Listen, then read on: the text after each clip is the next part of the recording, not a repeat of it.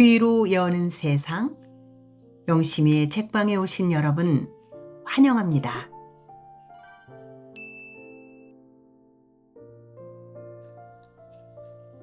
우리는 한승원님의 동학제 제2권을 함께하고 있습니다.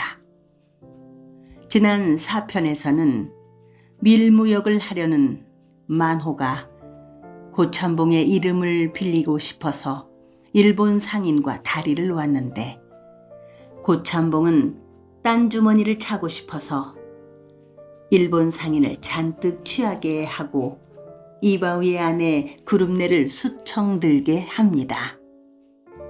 일본 상인은 상인대로 조선 땅에 대한 야망을 가지고 있어서 만호나 참봉이 아닌 적당한 거간꾼을 물색 중인데, 모두 딴 마음을 가지고 있는 이들의 이야기 속으로 함께 갑니다.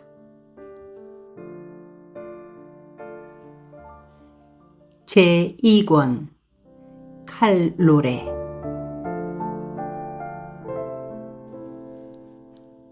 정사.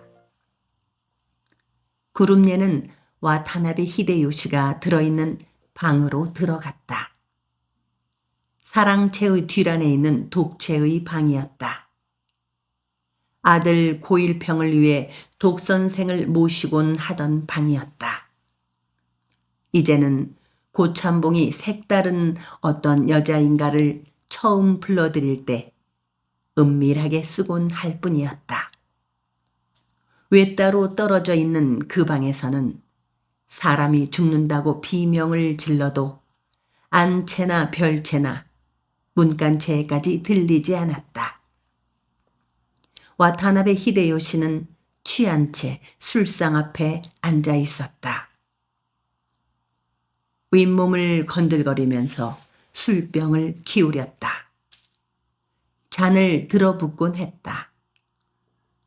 구름내는 방문을 등지고 서 있었다. 석유 등잔불은 야울거렸다. 그녀의 그림자가 바람벽에서 흔들렸다. 이윽고 와타나베 히데요시가 그녀를 돌아보았다. 한동안 그녀를 노려보았다. 구름내는 고개를 떨어뜨렸다.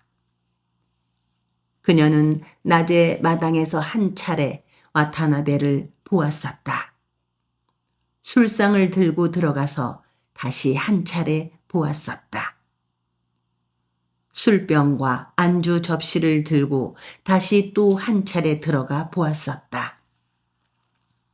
잿빛 나는 얼굴과 눈자위 주변이 푸르딩딩한 데다가 눈썹이 유난히 새까만 일본인이 별종의 짐승같이 느껴졌다. 바로 그렇게 느껴지는 일본인의 잠자리 시중을 들게 되리라고는 예상하지 못했던 것이다. 오늘 밤에 눈 딱 감고 저 외대인 방에만 한번 들어가도록 하시오. 좋은 조치가 있을 것이오. 이제까지 달섬이 내가 할 만큼 했고, 바우가 또 굳은 일, 진 일 가리지 않고 거들 만큼 거들었으니까 참봉 어린이 좋은 조치를 내릴 때도 되었어요. 구름내는 청지기 장기수가 한 말을 믿었다. 그녀는 장롱 위에 얹혀있는 이부자리를 내려 폈다. 베개를 나란히 놓았다. 베개 앞에 무릎을 꿇고 앉아 있었다. 와타나베 히데요시가 그녀의 옆으로 다가왔다. 그녀의 허리를 끌어안았다. 몸을 제대로 가누지 못하는 채 했다. 모로 쓰러졌다. 그녀도 그를 따라 쓰러졌다. 눈을 감았다. 그에게서 가을꽃 냄새가 났다. 아름답스문에다. 와타나베 히데요시는 혀꼬부라진 소리로 말했다. 숨이 가빠져 있었다. 구름내는 불을 끄고 싶었다. 깜깜한 어둠 속에서는 상대 남자가 조선인인지 일본인인지 알 수 없게 될 터였다. 얼른 맨살이 되어주고 싶었다. 날이 밝으면 고참봉이 그녀에게 좋은 조처를 할 터였다. 빚이 모두 탕감되는 것이었다. 앞으로는 더 드난 살이 종살이도 아닌 이 노릇을 하지 않아도 되는 것이었다. 와타나베 히데요시가 그녀의 젖무덤 속으로 손을 집어넣었다. 풍만한 젖가슴이었다.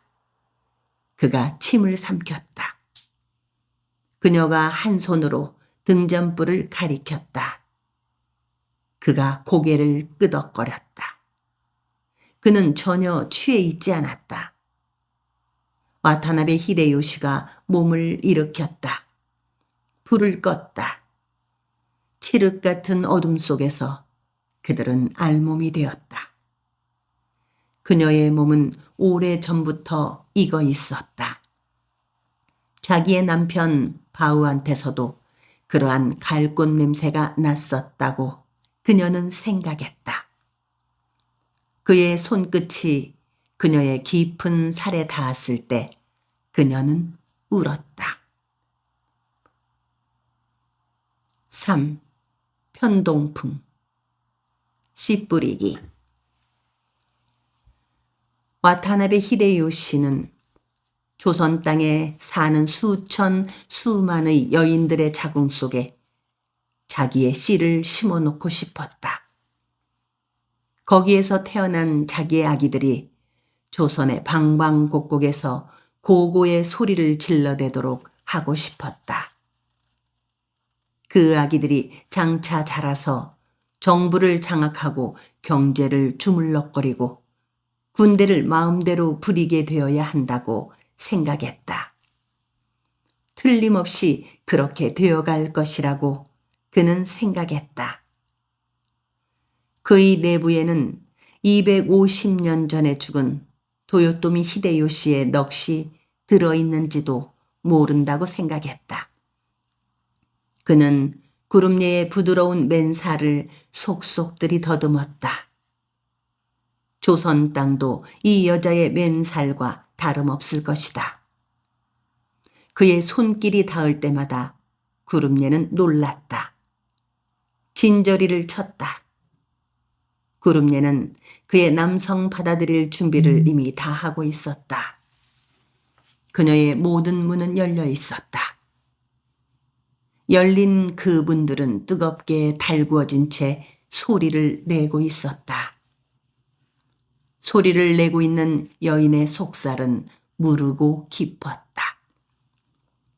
그 꽃살의 깊고 긴 동굴 속을 그는 천천히 걸어 들어가고 있었다.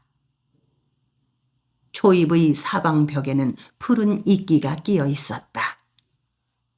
별로 오래 들어가지 않았는데 벌써 천장에서 해맑은 물방울들이 떨어졌다. 혓바닥으로 받아 마셔보았다. 그것은 끈끈한 꿀맛이었다. 동굴 속은 굽이 돌았고 거기에는 도화경이 펼쳐졌다. 연분홍 꽃들이 질펀히 피어 있었다. 울긋불긋한 열매들도 열려 있었다. 그것들을 일일이 만지고 혀끝으로 터뜨려 보았다. 그럴 때마다 여인은 진저리를 치면서 울고 있었다.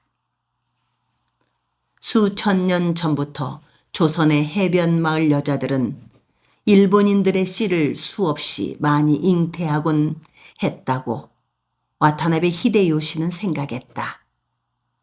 할아버지 이치로가 그 이야기를 해주었다. 시모노세키에 사는 스즈키라는 친구의 할아버지는 모험심이 대단한 어부였다. 조선에 깔아놓은 내 씨는 10손가락으로 다 헤아릴 수 없을 거다. 술에 취하면 스즈키 할아버지는 거드름을 피우면서 이렇게 말했다. 스즈키 할아버지는 16살 되던 해부터 배를 탔던 것이다. 물론 어른들을 따라다녔다. 멀리는 대마도와 남해안과 부산 해협과 강원도 동북쪽의 해안까지 고기잡이를 다녔다. 가면 석 달, 넉 달쯤은 보통으로 머물다가 오곤 했다. 조선 남해안과 동해안의 한적한 마을에 배를 대고 고기를 잡기도 하지만 바닷가에 나와 조개를 잡거나 해초를 뜯는 안악들을 배로 납치하기도 하고 그 안악들을 근처의 숲으로 끌고 가서 음욕을 채우기도 했다는 것이었다. 그런가 하면 근처의 무덤을 파헤치고 그 속에 든 보물들을 꺼내오기도 하였다는 것이었다. 동해안의 북쪽에서 남쪽으로 고기를 훑어 내려오고 또 섬들이 지천으로 널려 있는 남해안의 곳곳을 뒤지면서 고기를 잡고 무덤을 더듬고 안악들을 안아보고 하는 재미는 말로 형연할 수 없다는 것이었다. 젊은이라면 한 번쯤 해봄직한 모험이라는 것이다. 독수리처럼 덮친 다음 손목을 훔쳐잡고 숲속으로 끌고 들어가면 대부분의 조선 여자들은 죽을 둥 살 둥 모르고 발악을 하곤 했다는 것이다. 그렇지만 옷이 다 벗기어지면 몸에 힘을 풀어버린다는 것이다. 기절을 하기도 하지만 눈을 감은 채 몸을 내맡겨버리기도 한다는 것이었다. 조선의 해안마을에는 해신한테 몸을 허락한 다음 태기가 있어 가지고 아기를 낳아 키운다는 안악들도 있고 바다에 떠 있는 무슨 열매인가를 주워 먹고 아기를 가지게 되었다는 안악들도 있는데 그것은 모두 일본 어부들의 씨라는 것이었다. 와타나베 히데요시는 구름내가 한없이 좋았다. 보통 여인이 아니었다. 구름내의 몸은 흡혈을 하는 동물의 입처럼 그의 모든 것을 흡입하여 버리려고 몸부림치고 있었다. 일본에 아내가 있지만 그녀의 몸은 그렇지가 않았다. 그는 구름내를 하룻밤 안아보고 잊어서는 안 될 여인이라고 생각했다. 고참봉에게 이 구름내의 내력을 물어서 그녀를 조선 땅에 두고 살 아내로 삼을 참이었다. 일본인 와타나베 히데요시의 방에 바오의 아내 구름내를 들여보냈다는 사실을 별채 고이철이 알았다.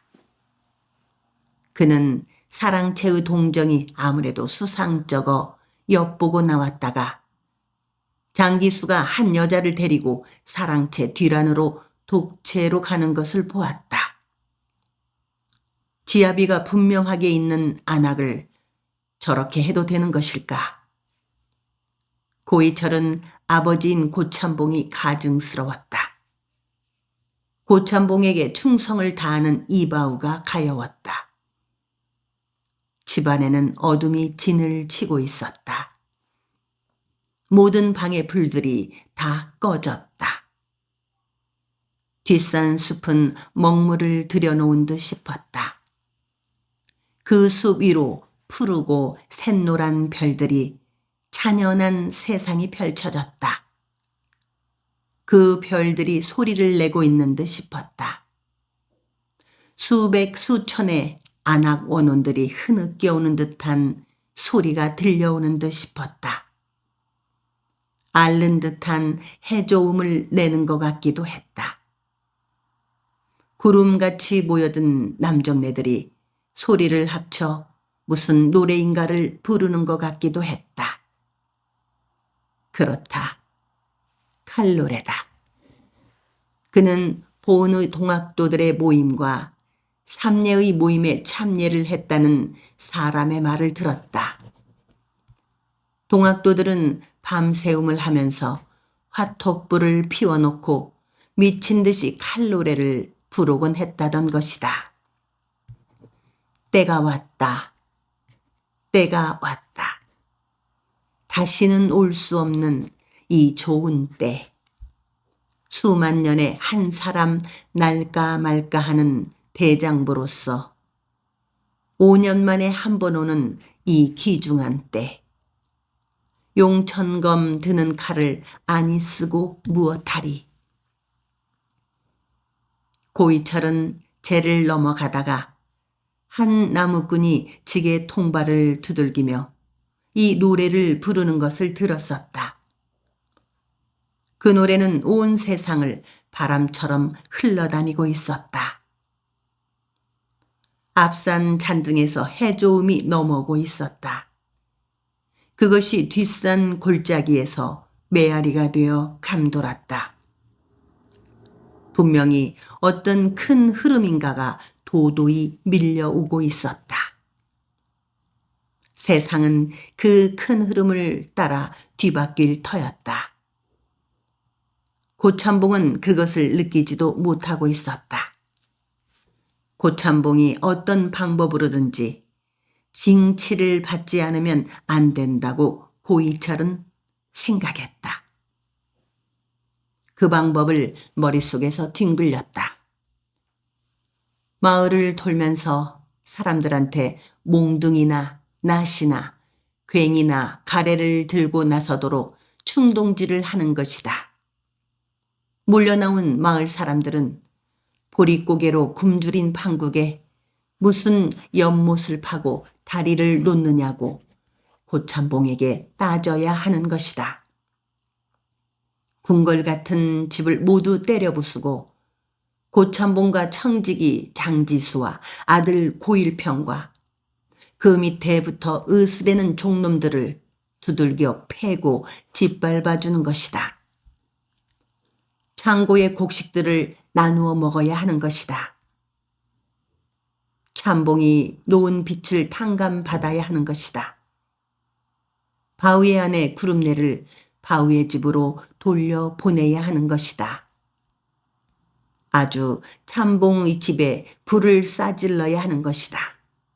모든 것이 깡그리 타 없어져야 하는 것이다. 어떻게 그럴 수 있단 말인가? 그렇게 되면 내 어머니도 죽게 된다. 고참봉은 나의 아버지다. 고이철은 하늘의 별들을 향해 안간 힘을 썼다. 아니, 마을 사람들이 그렇게 징치하지 않아도 머지않아서 고참봉은 운명적으로 징치당하지 않을 수 없게 될 것이다. 고이철은 형 고일평의 아내가 어느 외간 남자하고인가 사통을 하곤 한다는 사실을 떠올렸다. 고일평은 생식 능력이 없음이 분명했다. 지금도 고일평의 아내 안씨는 그 외간 남자하고 사통을 하고 있을지도 모른다. 그는 별당 마당으로 가볼까 어쩔까 하다가 그만두었다. 당분간은 모르는 채 하기로 하자. 고일평의 아내가 몸이 무거워지기 시작했을 때 집안이 발칵 뒤집히도록 만들어야 한다. 고일평의 아내 안씨가 내쫓기지 않으면 안 되도록 만들어 놓고 나면 자연 고이철 자기의 아들이 곧 참봉의 모든 것을 차지할 수밖에 없을 터였다. 아니다. 나는 그렇듯 많은 재산이 필요 없다. 그런 야비한 음모를 통해 세상의 더러운 것들을 움켜쥐어서는 안 된다. 참되게 살아야 한다. 별채 뒷방을 향해 몸을 돌리면서 고이철은 고참봉을 한 번 더 만나보아야 한다고 생각했다. 세상의 큰 흐름에 대하여 다시 이야기해 주어야 한다. 종들을 면천해주고 근동 사람들한테 법에 없는 어염세를 받지 말고 도조를 낮추고 빗대에 잡은 땅들과 사람들 돌려주라고 말해야 한다. 바다가 왜 당신 한 사람의 것이란 말인가? 산들이 왜 모두 당신 것인가? 초상이 나서 시신을 매장하는 것에 대하여 세를 받고 죽 끓여 먹을 낙엽 긁어오는 것, 죽은 나무까지 꺾어오는 것에도 세를 붙여야 하는가? 통나무 배 한 척 짓는 것, 배에 쓰는 로나 삿대를 만들기 위하여 나무 한 그루 베는 것에도 엄청난 돈을 받아야 하는가? 바다에서 조개 한 마리 잡고 해초 한 줌 뜯어먹는 것, 낙지나 문어 잡아먹는 것, 자기 통나무배 타고 가서 낚시질을 하여 고기를 잡아오는 것에도 물세를 물려야 하는가? 그렇게 하지 않고 논밭에서 나오는 도조만 가지고도 잘 살아갈 수 있지 않은가? 연못을 무엇하게 만드는가? 바윗돌 다리는 왜 놓는단 말인가? 양반 몇 사람의 풍류를 위하여 주민들을 그렇게 혹사시켜도 뒤탈이 없을 것인가? 왜 사람들 무서운 줄을 모르는가? 개투성이들의 마음이 곧 하늘의 마음임을 왜 알지 못하는가? 별채의 모퉁이에서 고이철은 발을 멈추었다. 심상치 않은 공기의 움직임이 있다 싶었다. 참봉이 기실처럼 부리는 청지기 장기수의 방 쪽에서 그림자 둘이 움직였다. 사랑채 쪽으로 가고 있었다. 여인 두 사람이었다. 하나는 장기수의 아내이고 다른 하나는 고참봉의 잠자리 시중을 들게 될 여인이었다. 아, 그렇다 하고 고이철은 속으로 소리쳤다. 이날 밤에는 별채에 있는 가운내가 불려가지 않았다. 그러면 오늘 밤에 고참봉의 잠자리 시중을 들 여인은 누구일까? 집안에 있는 여인들의 얼굴을 하나씩 떠올렸다. 죽은 종 천산이의 아내인 큰년이, 문간지기 털보 늙은이의 딸이자 종 장산이의 아내인 작은년이, 종 장산이의 아내인 잘숙이, 별채 고이철의 어머니 연씨 옆에 있는 가운내, 큰년이의 딸 공예, 드난살이를 하는 구름예. 저 두 여자 가운데 하나는 공예가 틀림없다. 고이철은 온몸이 차갑게 굳어지는 것을 느꼈다. 고참봉이 이제 16살 난 공예한테 손을 대고 있는 것이다. 하긴 종들은 모두 고참봉의 소유물이었다. 고참봉은 언제 어느 때든지 마음에 드는 여종을 골라 자기의 이불 속으로 불러들일 수 있는 것이었다. 큰년이 작은년이 잘숙이들도 모두 새 삘기 같을 때 그의 이불 속을 거쳐간 것이었으리라. 그는 삘기같이 부드러운 여종의 맨살이 성숙하여 뻣뻣해지고 품기에 버거웁게 되면 그 여종을 자기에게 가장 고분고분한 충성스러운 어느 남자 종 하나하고 짝을 지어주곤 하여온 것이었으리라. 곡간채도 불은 꺼져 있었다. 대문간 안쪽에 있는 곡간채는 길다란 볏집이었다. 한가운데 드넓고 복간 셋이 있고 양옆에는 종들이 거처하는 방 넷이 있었다. 둘은 장산이 부부와 덕산이 부부가 거처하고 남은 둘은 총각종들이 함께 썼다. 짝이 없는 여종들은 옆마당의 볏집에서 살았다. 그는 총각종인 평산이, 악산이, 금산이, 망둥이, 꺼묵이, 영산이, 철산이, 동산이의 얼굴을 떠올렸다. 고참봉은 이태껏 자기가 품고 자곤 하던 가운예를 어느 남자 종하고 짝을 지워줄까? 평산이하고 짝을 지어줄 터이다. 평산이는 이에 30살 난 노총각이다. 그는 이때껏 고참봉이 가운예를 넘겨주기를 기다려왔을 것이다. 가운예를 맞이하는 평산이는 자기에게 노젓갈이 벼락이라도 떨어진 것 같을 것이다.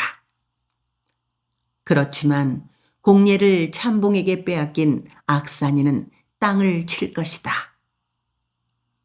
집안의 사람들은 오래전부터 공예가 갈 데 없이 악산이의 차지가 될 것이라고들 했다. 악산이도 그렇게 생각하고 있는 눈치였다. 하긴 여종들이 꽃봉오리처럼 봉긋해지자마자 고참봉의 이불 속을 거쳐가는 것은 그들 나름으로서야 어찌할 수 없는 하나의 통과 의례인 셈일 터였다. 익산이도 악산이도 그렇다는 것을 잘 알고 있으므로 얼마 동안은 참고 기다릴 것이다. 고이철은 밖으로 나가야겠다고 생각했다. 홍순서와 이우암과 이공빈과 지역부를 만나야 한다고 생각했다. 마을 사람들을 하나하나 찾아다니면서 연못 파고 다리 놓는 울력을 더 하지 못하게 설득하라고 해야 한다. 그리고 이바울을 만나야 한다. 그에게 구름예가 지금 일본인 와타나베의 방에 들어갔다는 것을 말해줘야 한다. 고참봉의 충복 노릇만 하지 말고 그를 징치하는 데 앞장서라고 말해줘야 한다. 고이철은 진저리를 쳤다. 어떻게 그럴 수가 있단 말인가. 메아리가 된 해조음이 뒷산 골짜기에서 내려오고 있었다. 그가 작용을 하지 않더라도 그 어떤 큰 흐름은 홍수처럼 줄기차게 그의 집을 향해 몰려오고 있는 듯 싶었다. 그 흐름이 그의 집을 모두 휩쓸어 버릴 것 같았다. 홍순서와 이공빈과 지역보와 이우암이 이미 마을 사람들을 다 설득했을 것 같았다. 마을 사람들이 준동하기 시작했을 것 같았다. 몰려든 사람들이 돌을 던지고 안채와 사랑채에 불을 지르고 곡간을 열고 곡식들을 빼앗아갈 것 같았다. 고참봉과 그의 늙은 아내와 그의 아들 고일평이 짓밟히고 불에 타 죽어갈 것 같았다. 고이철의 어머니 연씨와 가운내와 공예까지도 모두 불에 타 죽을 것 같았다. 장기수도 죽고 장기수의 아내 최덕례와 그의 아들 동백이도 죽을 것 같았다. 불에 타고 있는 장기수의 아내 덕례를 종 금산이가 어깨에 들어얹고 달려가고 있는 모습이 머리에 그려졌다. 고이철은 장기수가 바우하고 함께 장흥 관아엘 가고 없는 어느 가을밤에 종 하나가 장기수의 안에 혼자 들어있는 방으로 들어가는 것을 보았었다. 그것이 금산이었다. 이후로도 금산이는 장기수가 멀리 출타하고 없을 때마다 장기수의 안에 혼자 들어있는 방에 드나들곤 했었다. 고이철은 별채 뒤쪽에 있는 쪽문을 통해 나가려고 몸을 돌렸다. 몇 걸음 옮겨 디디다가 문득 발을 멈추었다. 그림자 둘이 사랑채 뒤란 쪽에서 걸어오고 있었다. 청직이 장기수와 최덕례였다. 사랑방 안으로 공예를 들여주고 돌아가는 것이었다. 그들이 사라진 뒤에 고이철은 발소리를 죽이면서 움직였다. 고이철은 고참봉집의 귀신이었다. 벌써 오래전부터 그는 밤잠이 없었다. 한밤중에 일어나서 집안 여기저기를 기웃거리며 다니곤 했다. 어두컴컴한 헛간이나 칡간이나 그 처마 밑에 어둠 속에 내내 몸을 숨기고 어둠의 움직임을 살피곤 했다. 어린 시절부터 그랬다. 그것은 짜릿한 즐거움이었다. 집안의 이런저런 은밀한 움직임을 그는 속속들이 알고 있었다. 그의 어머니 연씨가 고참봉의 방으로 불리어가는 것도 보곤 했고, 작은 년이와 잘숙이와 갸운내들이 고참봉의 방으로 불리어가는 것도 보곤 했다. 이때 그는 자기가 사람인지 귀신인지 분간이 잘 가지 않곤 했다. 99칸이나 되는 거대한 집이었다. 원래 훌륭한 집이었다. 참봉이 가솔과 종들을 이끌고 들어서기 전에 이 집은 고진사내가 살고 있었다. 고진사내는 폐가 망신을 하고 떴던 것이다. 고참봉은 고이철이 2살 되던 해에 이사를 왔었다. 집이 너무 컸고 고진사는 집을 억누르고 살만한 그릇이 못 되었다. 집터가 너무 세였다. 아들 둘이 모두 역병에 걸려 연달아 죽어갔다. 2 젊은 과부가 종들과 정을 통하였고 아기를 가졌다. 큰 며느리는 친정으로 도망을 갔고 작은 며느리는 종하고 밤보찜을 싸가지고 달아났다. 고진사의 늙은 아내는 우라병으로 죽었다. 고진사 또한 심약해져서 밤잠을 이루지 못하곤 했다. 고진사는 먼 친척인 고참봉한테 집을 거저 넘겨주다시피 하고 대처로 떴다. 고참봉이 가솔들을 이끌고 이사를 오기 전 며칠 동안 집을 비워놓았었는데 밤이면 귀신들과 도깨비들이 난장판을 벌이곤 했다고 사람들은 혀들을 내둘렀다. 고이철은 자기한테 어쩌면 역병으로 죽은 고진사의 어느 한 아들이 혼령을 씌웠는지도 모른다고 생각했다. 그 고진사의 아들 둘은 순하고 착하고 종들을 종으로 대접하지 않으려고 했다. 마을 사람들하고도 가까이 지내려고 애를 썼다는 것이다. 고진사도 마음씨가 고와서 소작인들한테 혹독하게 하지를 못했으므로 나중에는 마름이 그를 깔보고 중간에서 도조를 빼돌려 버리곤 했다고 했다. 고이철은 밤이면 늘 죽은 고진사의 죽어간 한 아들의 혼령 노릇을 하는 셈이었다. 그는 진짜 혼령처럼 킁킁 냄새를 맡기도 하고 어디선가 아련히 들려오는 말에 귀를 기울이기도 했다. 고이철은 곡간채 옆에 볏집을 향해 갔다. 어느 방에서인지 인기척이 있었다. 맨 가장자리에 있는 총각 종들의 방에서였다. 문 열리는 소리가 들렸다. 누군가가 나오고 있었다. 그는 모퉁이의 기둥 뒤에 몸을 숨겼다. 발소리를 죽이면서 종 하나가 나왔다. 체구가 작은 것으로 미루어 어쩌면 악산이인 듯 싶었다. 악산이는 대문간의 장기수방을 살폈다. 그 방에 불이 꺼졌다. 악산이는 안채 쪽으로 갔다. 부엌 옆 여종들의 방문 앞에서 발을 멈추었다. 한동안 하늘을 쳐다보았다.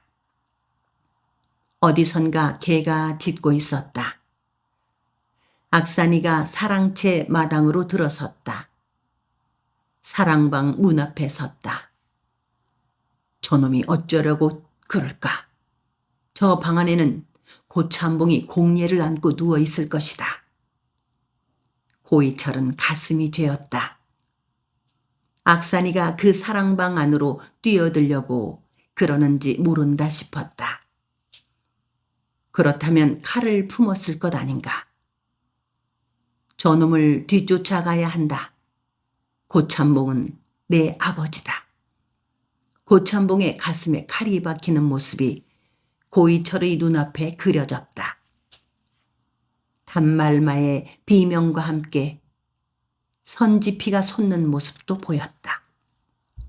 아, 그렇게 고참봉이 비명에 간다면 얼마나 좋을 것인가 하고 고이철은 속으로 부르짖었다. 그 일 하나로 해서 고참봉의 모든 것은 무너질 것이다. 풍비박산이 될 것이다. 향교회를 간다고 거짓말을 하고 회령진의 기생집에 박혀있는 아들 고일평의 수완으로서는 고참봉이 모아놓은 재산을 감당하지 못할 것이다. 그래, 제발 얼른 뛰어들어가서 고참봉의 가슴에 칼을 꽂아라. 하고 고이철은 속으로 소리쳤다. 악산이는 그의 바람대로 움직이지 않았다. 고개를 깊이 떨어뜨리고 돌아섰다. 직간을 들렸다가 곡간 모퉁이로 왔다. 한동안 하늘을 쳐다보고 서 있었다.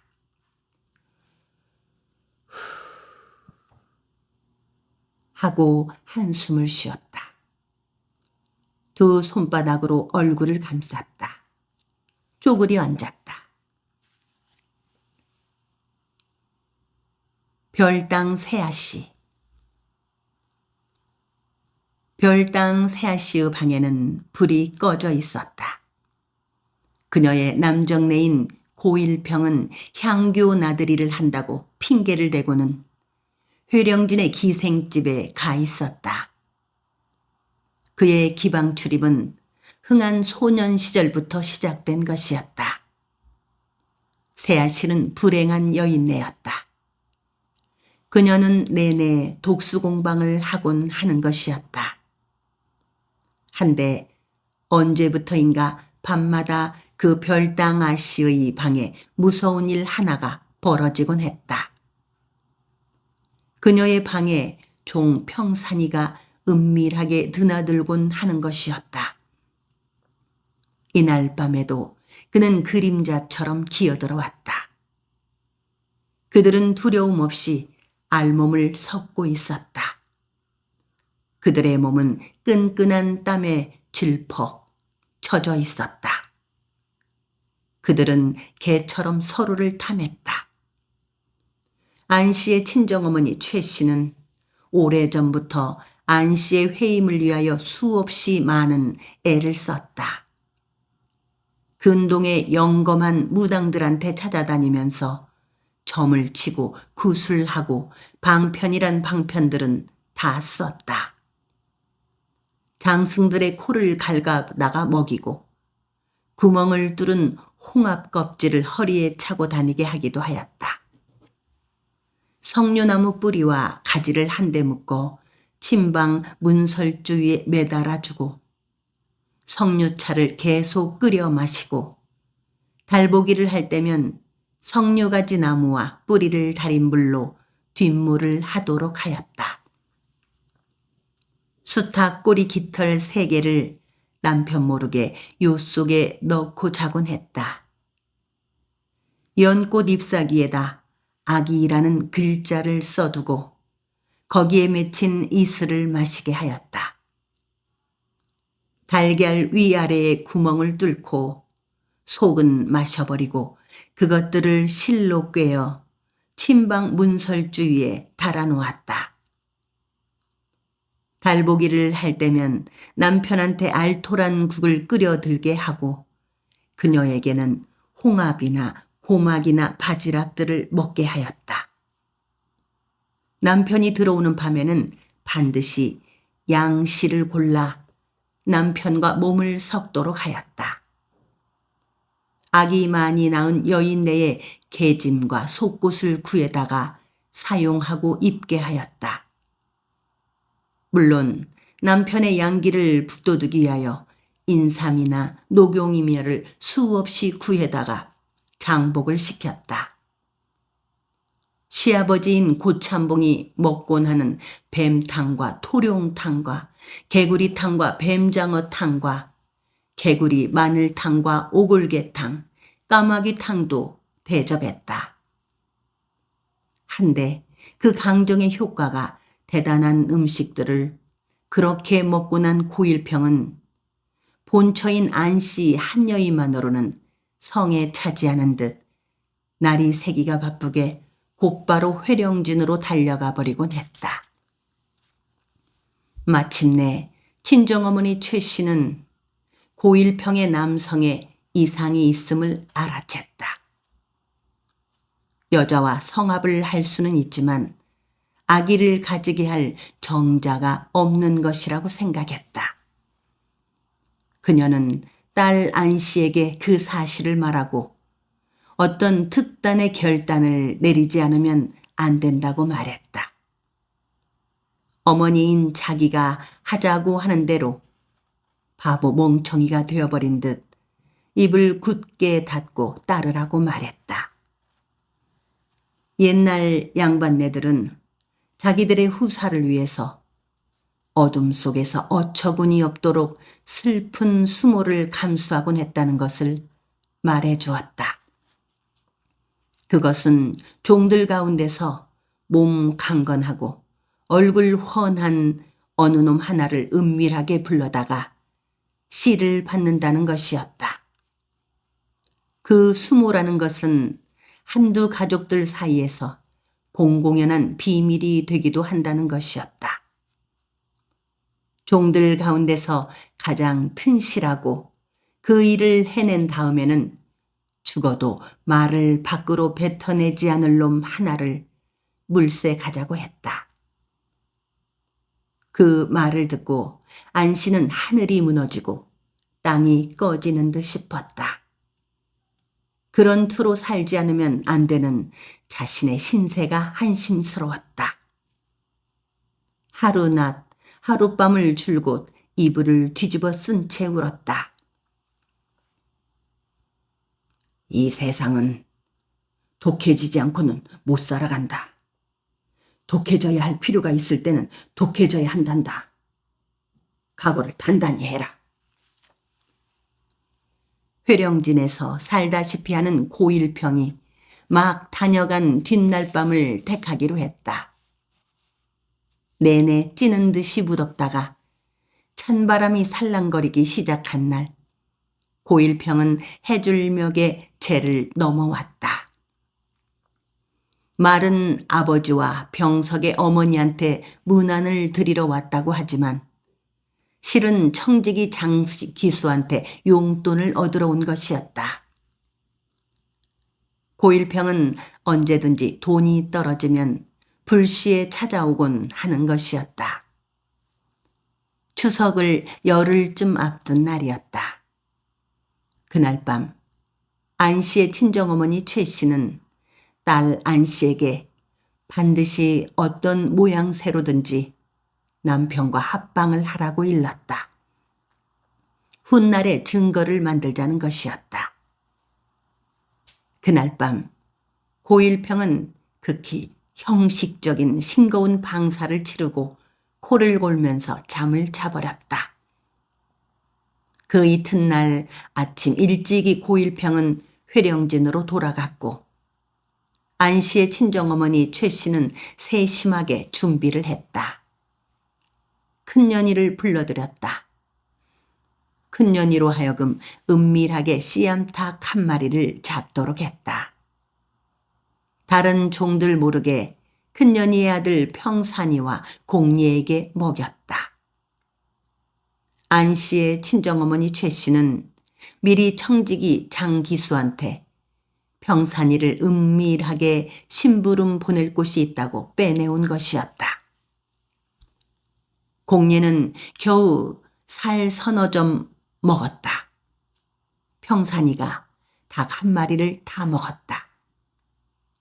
최 씨는 평산이에게 간곡하게 일렀다.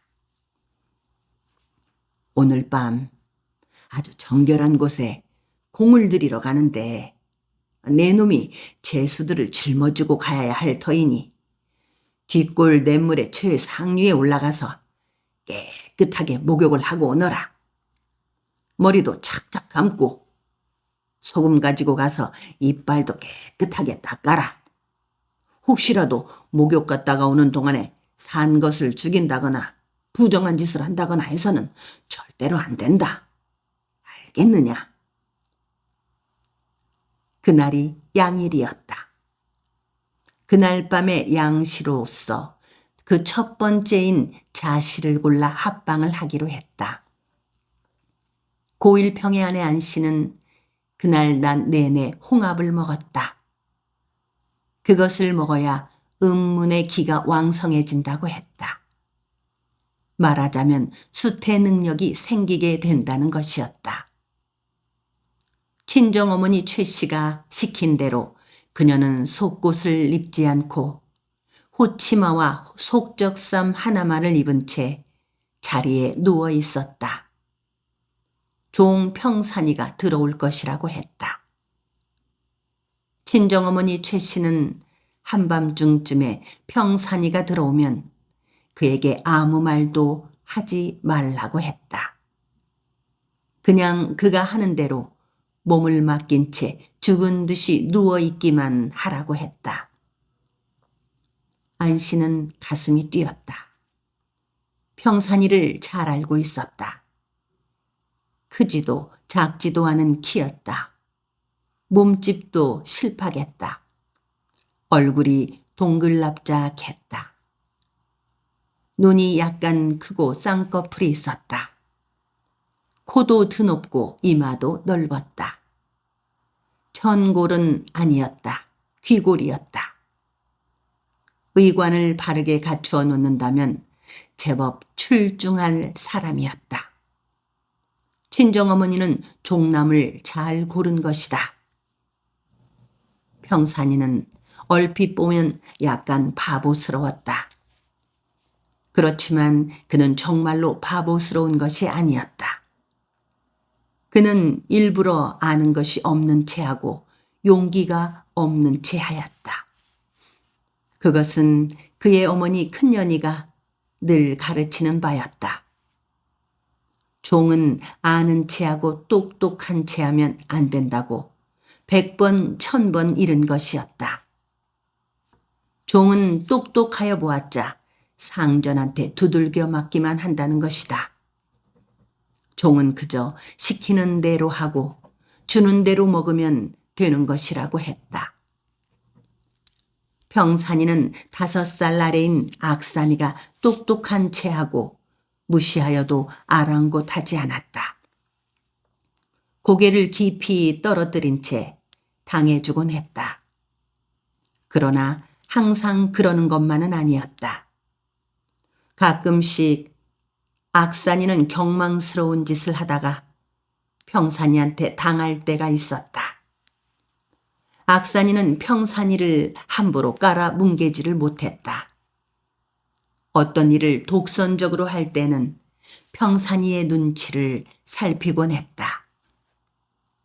집안 사람들 몰래 소학과 명심보감을 읽은 악산이가 그에게 대처로 도망을 치자고 꼬였지만 그는 고개를 저어버렸다. 그 꼬임에 넘어가지 않은 것이 얼마나 다행이었는지 몰랐다. 악산이는 도망을 치다가 노든 머리에서 털보 늙은이한테 붙잡혀 돌아와 죽도록 매를 맞았던 것이다. 평산이의 그러한 점을 최 씨는 좋게 본 것이었다. 고일평의 아내 안씨도 평산이와 큰년이의 심성을 잘 알고 있었다. 눈 딱 감고 하룻밤만 수모를 감수하면 아기를 가지게 되는 것이다.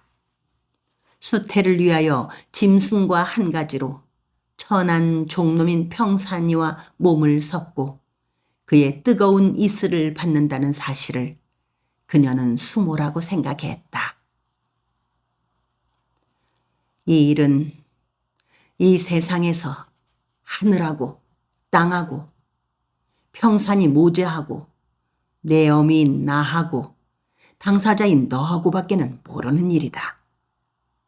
안심하고 마음을 차분하게 먹고 기다리고 있어라. 너만 이러는 것이 아니고 남편의 종자가 부실하면 다들 이렇게 은밀하게 하곤 한단다. 고일평의 아내 안씨는 마음을 차분하게 가질 수가 없었다. 몇 번이든지 엎치락 뒤치락 하고 있었다. 그녀는 남성을 알 만큼 다 알고 있었다. 남편 고일평은 남성으로서는 손색이 없는 사내였다. 잠자리를 함께할 때마다 그녀를 달아오르게 만들곤 했고 끝닿을 길 없는 허공과 구름 속으로 새처럼 날아가게 만들어주곤 했다. 한데 고일평은 회령진의 18살짜리 앳된 기생한테 깊이 빠진 뒤부터는 그녀를 가벼이 여겼다. 어떤 때는 집에 왔다가도 그녀에게 등만 두르고 자고 가기도 했다. 간밤에도 고일평은 극히 형식적인 방사를 칠했을 뿐이었다. 그녀는 그녀의 몸속으로 들어올 남성을 머릿속으로 그려보고 있었다. 그녀 몸에 있는 모든 문들은 열리기 시작하고 있었다. 그 문들은 늪처럼 젖어가고 있었다. 그것은 안타까움이었다. 받아들이고 빨아들이겠다는 것이었다. 며칠 전부터 진절미 나도록 먹어온 홍합과 피조개 때문인지 안타까움은 더했다. 발자국 소리가 자기 방 쪽으로 가까워지는 기척을 들었다. 어둠 속에 묻혀있는 그녀의 얼굴에는 열꽃이 피어 있었다. 가슴이 활활 타오르고 있었다. 방문이 열렸다. 조심스럽게 들어오는 발자국 소리와 옷기 스치는 소리가 들려왔다. 방문이 소리 없이 닫히고 들어온 사람은 문을 등진 채 우뚝 서 있었다. 그 사람의 숨결은 떨고 있었다. 혼이불 속에 들어있는 그녀의 숨결도 떨렸다. 이윽고 그가 다가왔다. 그녀는 꼼짝도 하지 않은 채 기다렸다. 그는 그녀 옆에서 발을 멈추고 서 있기만 했다. 그녀는 숨이 막혔다. 가슴이 터질 것 같았다. 얼른 이불 속으로 들어와서 어차피 치러야 할 일을 얼른 치르라고 말을 해주고 싶었다. 그렇지만 어머니가 시킨 대로 그냥 누워있기만 했다. 그가 그녀 옆에 앉았다. 그녀는 밭은 침을 삼켰다. 그가 혼이불을 걷더니 그녀 옆으로 기어들어왔다. 그는 와들와들 떨고 있었다. 그녀를 끌어안았다. 미련한 놈. 어떻게 옷을 벗기지도 않고 방사를 치른단 말인가. 그녀는 눈을 힘주어 감고 고개를 모로 틀었다. 천한 남정네 아닌가. 그의 입냄새와 숨결 냄새를 맡지 않을 참이었다. 수태를 위한 수모이므로 어찌할 수 없이 아랫몸을 섞도록 허락하기는 할지라도 젖가슴과 입술과 혀는 그에게 내놓지 않으리라 했다. 이윽고 그가 혼이불 속에서 허리띠를 풀었다. 옹색하게 옷을 벗었다. 옷들을 이불 밖으로 내놓았다. 그녀는 반드시 누워 있었다. 그가 그녀의 몸을 더듬거렸다. 그녀의 아랫몸에서 치맛자락을 걷어냈다. 그녀의 맨살이 드러났다. 그의 손은 계속 떨고 있었다. 목이 바싹 마른 듯 자꾸 밭은 침을 삼켰다. 그의 맨살이 그녀의 맨살에 닿았다. 전율이 그녀의 온몸을 훑고 지나갔다. 고개를 모로 틀어 젖힐 수 있는 데까지 힘껏 젖히고 눈을 감고 입을 굳게 다물고 기다렸다. 얼른 그 일을 시작하고 끝내주기를 바랐다. 이번 한 번의 방사로 수태가 되었으면 좋겠다고 생각했다. 당신을 생각했다. 속으로 빌었다. 꼭 아들을 낳게 해주십시오. 나는 이 종놈의 뜨거운 이슬 몇 방울만 받으면 된다. 얼른 이 뜨거운 이슬을 흘려주고 가거라. 그녀는 두 주먹을 움켜쥐었다. 소나귀에는 땀이 흥건하게 괴어 있었다. 발끝에도 힘이 갔다. 발끝을 안쪽으로 튼 채 안간 힘을 쓰고 있었다. 그가 그녀의 가슴과 배 위에서 거북이처럼 등을 구부렸다가 펴는 순간 그녀는 신음하면서 전율하지 않을 수 없었다. 그녀의 꽃살 속으로 그가 한달음에 돌진에 들어와 버린 것이었다. 그녀의 몸은 자기도 모르는 사이에 격렬하게 파동을 쳤다. 파동치는 자기의 몸을 그녀가 꾸짖었다. 양반의 체신을 지켜야 한다고 그녀는 생각했다. 종놈이 뜨거운 이슬을 뿌려주는 대로 가만히 기다리기만 해야 한다. 이놈하고 방사를 즐기려고 하여서는 안 된다. 나는 수태를 하기 위하여 시방 이 짓을 하고 있는 것이다. 즐기려 들지 말고 이슬만을 받아야 고일평 그 사람한테 떳떳할 수 있다.